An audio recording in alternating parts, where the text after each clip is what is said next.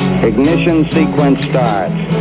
6, 5, 4, 3, 2, 1, 0. Liftoff. We have a liftoff.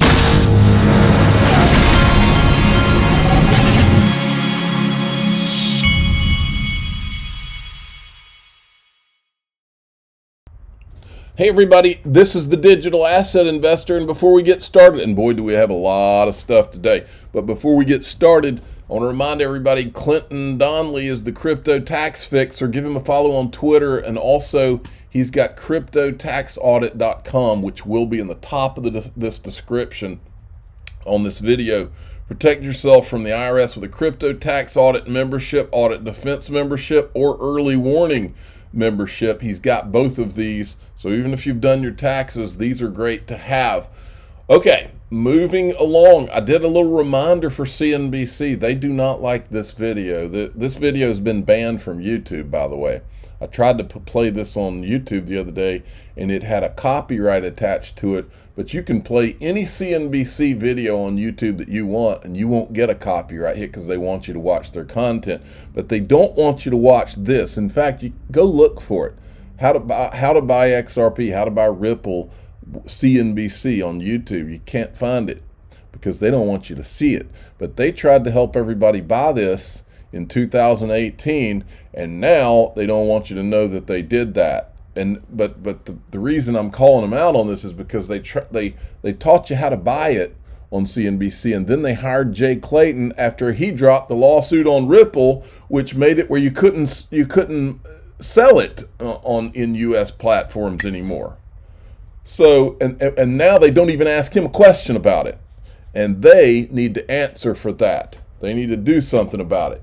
Okay, so I asked them, can we get an updated tutorial on how to buy XRP? Show us how to buy it on Uphold. That's the only place you can buy it in the US now, to my knowledge.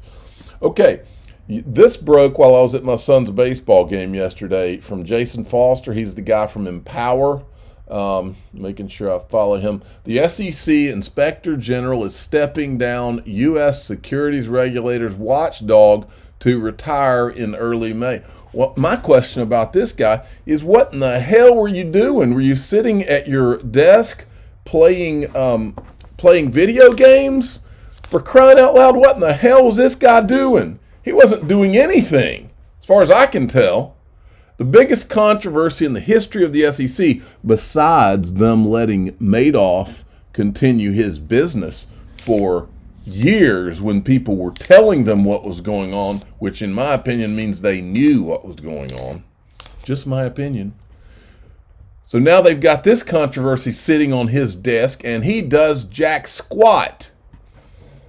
And now he's going to retire in style. See, when I see this article, what I see is, oh, he's going to retire in early May. That means that this clown is going to get benefits. In other words, you and I are going to be paying for him to be in retirement after he sat in that job, and not only sat in the job and did nothing, but apparently he was up to some shenanigans. Look at this from Mark Phillips. Hoker's retirement follows more than 4 decades in the federal government and comes months after Reuters reported he had been the subject of years-long government investigation that sustained allegations of serious misconduct against him, and they leave him there. And then there's this. I went and found, look at this article from the Wall Street Journal back. This is November 12th, 2017. And by the way, the guy was there for 9 freaking years, folks. At the SEC, the whistleblowers blow the whistle on Watchdog. Officials working for the SEC Inspector General have filed complaints alleging retaliation for calling out misconduct in the office. At least 2 employees working for Mr. Hoker have filed complaints to a different federal whistleblower protection agency. They had to go and file it with a different federal agency because this guy was threatening them, according to them, alleging that he and his senior staff retaliated against them for calling out misconduct within the Inspector General's office. What was he doing about Bill Hinman and Jay Clayton is what I want to know. What about for the last freaking year? Because he can't say he doesn't know. And then John Deaton said, I think he missed a couple of people to watch during his tenure. Jason Foster says there are watchdogs, lapdogs, and junkyard dogs. Too many agencies have only lapdogs. As I recall, the first SEC IG quit under a cloud. Accountability is tough, but persistent oversight can help, as this history shows. And he's talking about another inspector general there. It's now or never, Congress. I don't care who. I don't even know how they appoint. Maybe it could be shady Gary Gensler that gets to pick this guy. I don't know how that works. I hope Congress is involved, but I don't know if we can trust any of our government at this point, because we haven't seen Congress do anything. I hope that Congress, at a minimum, can get involved politically and put pressure somewhere. It's now or never, Congress. You have the opportunity to make sure this guy's replaced by someone who is going to look into what's going on at the SEC. And don't you think for a minute that all of these guys are not aware of what we've been talking about. They all know. So pay attention to see which of these congressmen actually do anything, because that matters with the midterm elections coming up. Now, I think this is in the wrong place, but we'll cover it anyway. Tranglo, using XRP as a bridging currency can reduce costs and make settlements much quicker. Follow us to learn more about real-time settlement. Then there was this: just in a United States congressman is being investigated for a pump and dump cryptocurrency scheme and could face criminal charges. And I don't know if this is the guy. It says U.S. Congress. He's being accused being a backer of classic crypto pump and dump. Madison Cawthorn, this guy right here. I don't know anything about it, but anyway. Okay, and then J.W. Verrett, who's the guy who was on the SEC advisory committee and left and took a shot at Gary Gensler on his way out. I like this guy, J.W. Verrett. It's a fine goal. Needs to be genuine self-regulation and the opposite of FINRA. Wait till Patrick McHenry starts doing oversight of Gensler. He's a master craftsman of congressional oversight. McHenry calling for creating a new regulator for digital assets instead of SEC and CFTC. Neither fish nor fowl. Correct take, in my opinion, but this path also has big hurdles and offers new opportunities for politicians to F this all up. What say you, friends? Here's the video of Patrick McHenry right here. So what we have to do is define what is a digital asset. And what I believe is a digital asset is neither fish nor fowl. It is neither a commodity nor a security. Bitcoin is the best embodiment of that. I think you have to have a separate regulatory sphere for digital assets that is neither the SEC nor the CFTC. And it's Congress's role that we have to define a digital asset, because there is no federal definition now, number one. And number two, we have to give it a regulator or a home. And that is Congress's job and role here. And I fundamentally think that the Securities Exchange Commission and the CFTC lack that capacity to well regulate this new innovation. All right, I think he's going to be one of the good guys in this thing, folks. I really do. And then John Deaton weighed in. The great part of this is the recognition that the SEC should not be involved, full stop. I agree. Now, Laura Shin, who wrote the book on Ethereum, her book on Ethereum called The Cryptopians, she has been on a little book tour and answering all kinds of questions, and it's interesting to watch some of her interviews, because you can see how very clear it is that Laura Shin has no intention of showing any of the ETHgate stuff and telling the truth about that. Here, she completely downplays the what she calls it's just a debate about Web3 and Andreessen Horowitz and all this and how they were involved and all this stuff. Listen to this. This is completely downplaying and not at all looking into what really went on. And then the fair launch ones were the ones where they were just launched as a project for the community, and they didn't pre-mine coins, meaning they didn't kind of generate coins and then allocate them out to some early people. It was just whoever got in early, sort of like Bitcoin could, get in early basically. And then now in the last, I don't know how long this has been going on, maybe the last...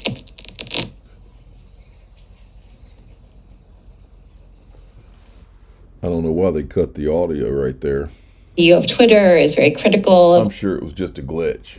Calls Web3, and probably the main proponents of Web3 are Andreessen Horowitz crypto.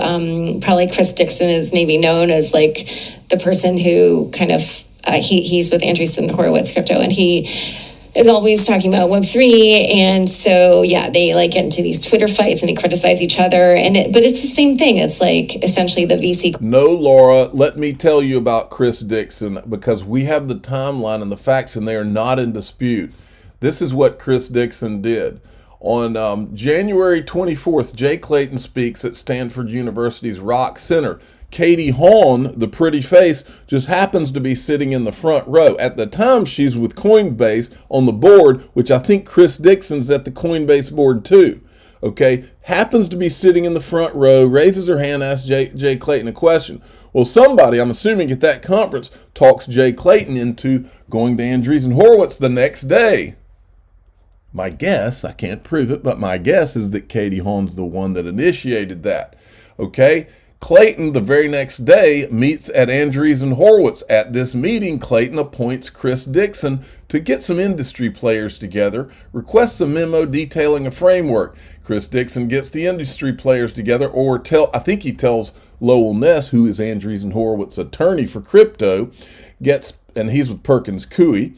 Perkins Coie, Cooley, McDermott, Will and Emery, Union Square Ventures, and Andreessen Horowitz become the Venture Capital Working Group. This group is the one that works with the SEC in secret closed-door meetings, and they tried to keep it secret, but it got leaked. That is what became, they literally present to Bill Hinman himself. That eventually becomes the Bill Hinman Ethereum Free Pass speech and the Ethereum Free Pass. It basically sets the groundwork for the entire fake crypto industry that we have today. But Laura Shin does not want to tell you that, so the digital asset investor has to, because she's not going to tell you the truth. She's not going to tell you what really has happened here, because this is super shady the way this all went down, and they all know it. But guess what? We're not letting it go, because I'm a dog with a bone. I've got the piece of paper that has all their names on it. And by the way, let's go over that piece of paper. Here's the piece of paper. This is the Freedom of Information Act request from Empower with Jason Foster, the independent organization. Jason Foster does not own XRP or Ethereum. He's totally independent. He doesn't have a dog in the fight. This is the list of the people who were in communication with Bill Hinman from May 2017 to December 2020. And as you'll see there, Mark Andreessen from Andreessen Horowitz is on the list. Chris Dixon is on the list. Mike Novogratz is on the list. The guys from Union Square Ventures, Perkins Coie, Cooley LLP, Vitalik Buterin's on the list, Joseph Lubin, they're all there. This all went down, but Laura Shin does not want to talk about it, because Laura Shin is just wants to talk in generalities. Oh, yeah, and she's going to talk really soft so that you believe her, when she's really not harmless at all. She's part of the problem, okay? Now, because she's helping to perpetuate what's not true. And what's not true is that this is just a debate. You know, everybody's on the same even keel here. No, that's not what this is. It never was. This is, there has been collusion behind the scenes, and it's created an industry that is false. Okay, now, this was tweeted yesterday by Wrath of Khanman. Ripple will enter the Korean market in earnest this year. Okay, head of APAC policy at the conference. Let's see what else. This is after Ripple's recent paper on policy in Korea. There seems to be something significant brewing, and he's got a whole thread here. But this is good stuff. Now, I asked I don't know why I thought of this, but I said, I wonder if CoinMarketCap will reflect that into the XRP pricing. Remember that time in 2018? I thought it was an innocent mistake back then. I know better now. And this is what I was referring to as back in 2018 when XRP set its all-time high. CoinMarketCap, who at the time was run by a guy who has never shown his face named Brandon Ches. CoinMarketCap removes South Korean exchanges. Ripple market cap drops $20. South Korea, XRP is so popular in South Korea, he just decided overnight that, and they tweeted it, "This morning we excluded some Korean exchanges in price calculations due to the extreme divergence in prices from the rest of the world and limited arbitrage opportunity. We are working on better tools to provide users with averages that are most relevant to them."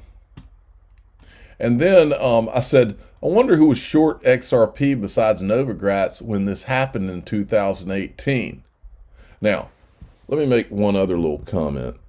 You know who's in Brooklyn, and I'm not saying any of these are tied together, but I'm sure it's just a coincidence. You know whose office is in Brooklyn is Consensus. That's Joseph Lubin. Do you know who is out of New York? I know, and I don't know if it's for sure, but is Novogratz out of Brooklyn? I can't remember. I read somewhere, and look, these things may not be tied together at all, but I read somewhere that Brandon Ches, this guy who's never shown his face, ran CoinMarketCap out of Brooklyn, New York. Now, that might be wrong. I'm just saying it's something worthy of looking into, because I swear that that's where he was running CoinMarketCap, and I'm sure all that's a coincidence, including that Mike Novogratz was shorting it when that happened. I'm the digital asset investor. I'm not an investment advisor. This is for entertainment purposes only. Please subscribe, hit the like button, and tell your friends and family that Mike Novogratz was shorting XRP when CoinMarketCap removed the South Korean exchanges in January of 2018. Thanks for listening.